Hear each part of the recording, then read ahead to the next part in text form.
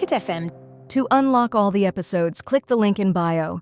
Once Javier reached his bedroom, he tried to go to sleep, but he could still feel the kiss they shared. It left a scorching heat that coursed through him, and he was soon forced to seek relief in the form of a cold shower. He had stood beneath the chilled water for 30 minutes, but found he still hadn't cooled down. Javier ran a hand through his damp hair in frustration. He was haunted by flashes of Amelia's flushed face, her trembling lashes, and the way she pulled him closer tonight. The next morning, Amelia woke to find she was feeling 60% better. A vast improvement. She spotted the compress that was left on her arm, and she couldn't help but think back to the events of the previous night. Javier's tender care, her hand in his, the kiss. Everything felt like a dream, yet it was all so real. As she stepped out of her room to get some air, she clocked the hurried footsteps and raised voices of some of the medical staff. Just then, a nurse emerged with an anxious face. "Something's wrong. Notify Dr. Marquez immediately." Amelia rushed toward the commotion, her mind racing. What happened? The nurse turned to her. "The prince has a fever." Amelia's heart clenched as she scurried down the hallway toward Javier's room. She wore a mask and avoided proximity with the house staff. When she reached his bedroom, she worried she'd find him in a worse state than she was in yesterday. "I warned that stubborn prince to keep a safe distance, and now he's sick, all because of me." As she neared his door, the medical team rushed past her, nearly knocking her over. "Prepare to draw blood," the team leader barked. "Dr. Marquez should be here in 10. The door slammed shut before Amelia could step inside. Not wanting to get in the way, she leaned against a wall in the hallway and waited for his examination to be done. Sooner than she thought, the door creaked open, and the medical team filed out. Summoning her courage, Amelia stepped into the room. She froze at the sight of Javier sitting on the sofa, his laptop balanced on his knees, scrolling through emails as if it was just another ordinary day. His face was flushed, and the fever was evident in his slightly glassy eyes. He looked exhausted, yet still calm and composed. His shirt was worn casually, his sleeves rolled up, revealing his strong forearms. Amelia frowned, exasperated. "You're okay?" He quietly nodded. "The medical team was making a ruckus. I couldn't think straight, so I sent them out." She walked over and placed her hand on his forehead. The heat radiating from his skin was alarming. "You have a high fever. You shouldn't be working." Javier glanced at her briefly. "I appreciate your concern, but I'm fine. I have too much to catch up on." Although, his gaze flicked up, teasing. "I can make an exception for certain distractions." Amelia rolled her eyes and moved to the bed, spreading out the blanket. "Come to bed." Javier looked up, interest sparking in his expression.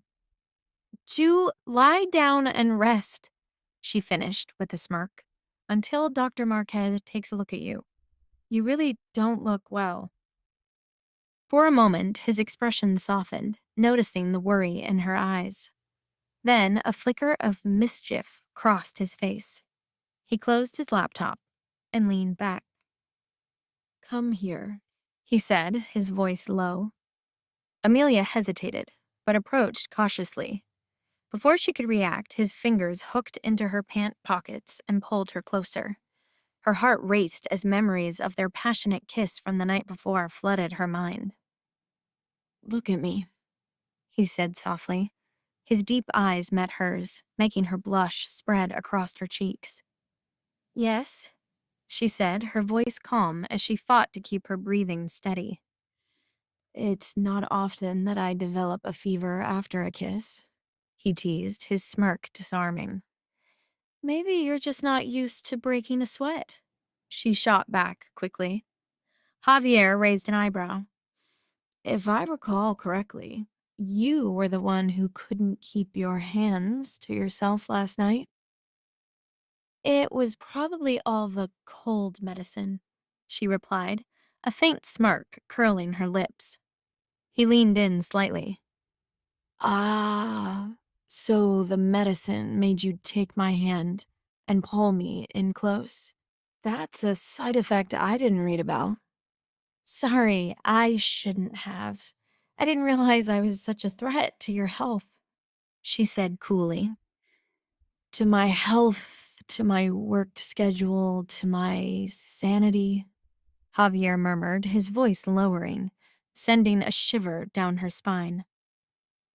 His legs trapped her in place as she leaned against the sofa for support, her hands gripping the edge to avoid falling into his lap. Through his hands, now on her hips, she could feel the heat radiating from his body. Her breath quickened as her eyelashes fluttered. Being near him felt dangerous. When Javier's hand reached out and slipped off her mask, Amelia instinctively turned her face away. Look at me, he commanded, his tone a mix of tenderness and authority. She hesitated for a moment, then gave in, closing her eyes and bracing herself for another kiss. Instead, he brushed the hair from her face and pressed his palm to her forehead. Her eyes fluttered open, surprised by the action, and he gave a low chuckle. Your temperature is back to normal. Before she could respond, the door to the bedroom opened abruptly.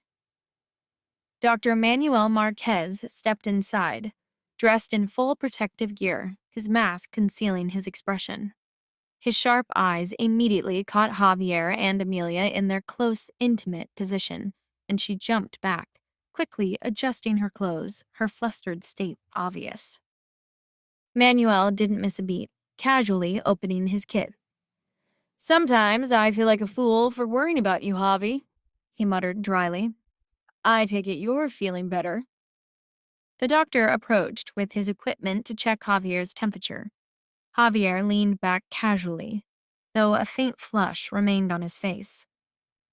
It's probably just a cold. I took a cold shower before bed and went to sleep with my hair wet. Dr. Marquez eyed the two lovebirds in front of him and smirked knowingly. A cold shower, huh? Been taking a lot of those recently? Javier shot his nosy friend a warning glare before adding. A few. Amelia frowned.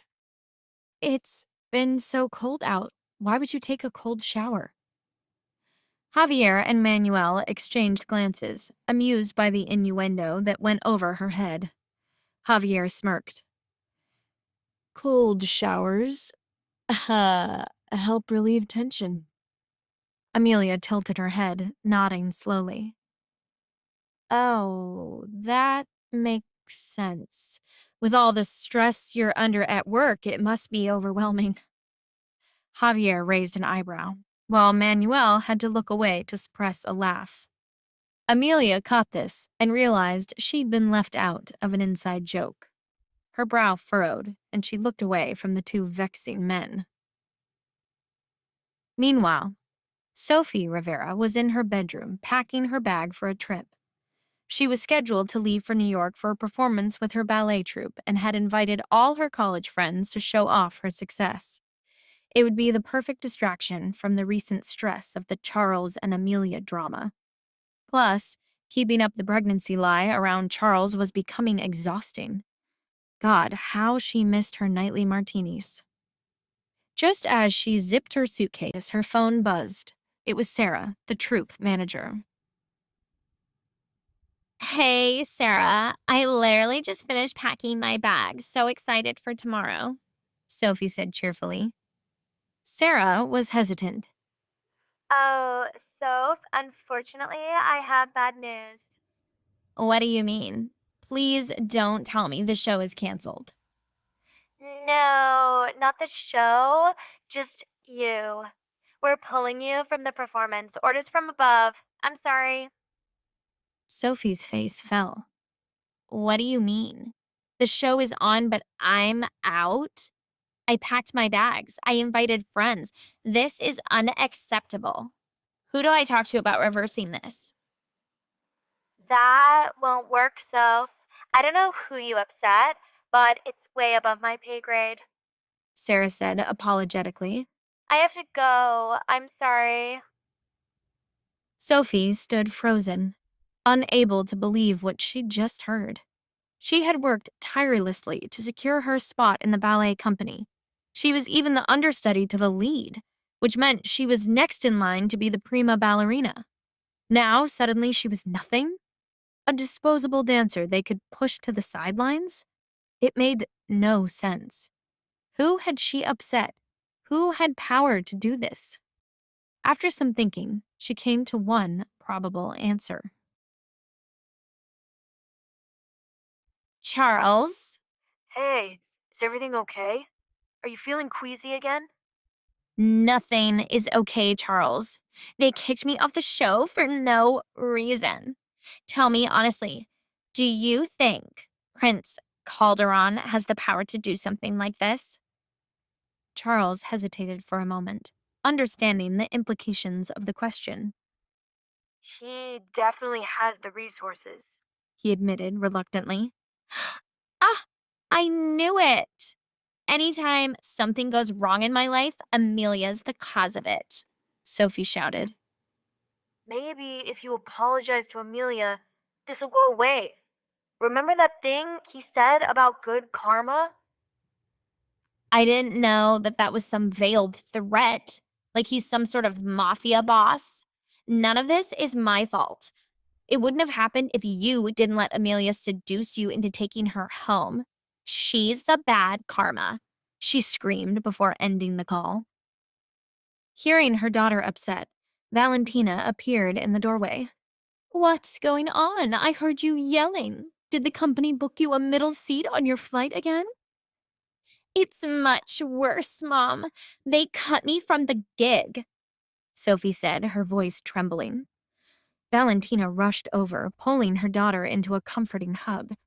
Sophie leaned in, trying to cry, but found herself too angry to shed tears. What did you do? You can tell me, sweetheart, Valentina asked softly, her voice almost a whisper. Sophie pulled back angrily, wiping her dry face with the back of her hand. I can't even cry. I'm so mad. I didn't do anything. This is all Amelia's fault. Valentina frowned. I don't doubt it. But I'm trying to understand. So, Amelia told them about whatever it was you didn't do? I said I didn't do anything, Sophie snapped, clenching her fists.